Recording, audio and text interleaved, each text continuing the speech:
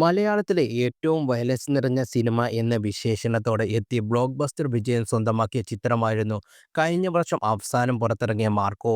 ഹനീഫ് അദേനി, ഉണ്ണിമുകുന്ദൻ കൂട്ടുകെട്ടിൽ പിറന്ന ചിത്രത്തിന്റെ നിർമ്മാണം ക്യൂബ്സ് എന്റർടൈൻമെന്റ് ബാനറിൽ ഷെരീഫ് മുഹമ്മദ് ആയിരുന്നു. 100 കോടിയിലധികം രൂപയാണ് ചിത്രം ബോക്സ് ഓഫീസിൽ കളക്ഷനായി വാരിക്കൊട്ടിയത്.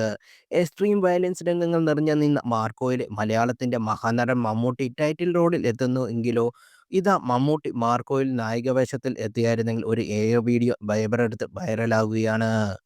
മമ്മൂട്ടിക്കൊപ്പം ഷമ്മി തിലകൻ, എൻ.എസ്. പിള്ള എന്നിവരും പ്രധാന വേഷങ്ങളിൽ എത്തുന്നുണ്ട്. പ്രേക്ഷകരെ ഒന്നടങ്കം ഞെട്ടിച്ച വില്ലൻ കഥാപാത്രമായ സൈറസാണ് വീഡിയോയിലും താരമാകുന്നത്. മോഹൻലാലാണ് ഈ കൊടൂര വില്ലനായി വീഡിയോയിൽ എത്തുന്നത്.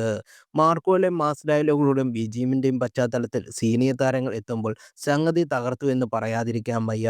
നിരവധി ആരാധകരാണ് ഈ വീഡിയോ കമന്റുമായി എത്തിയിരുന്നത്. ഇൻസ്റ്റാഗ്രാമിൽ ശ്രദ്ധ നേടുന്ന വീഡിയോ ഒരു അക്കൗണ്ടിലാണ് പങ്കുവച്ചിരിക്കുന്നത്.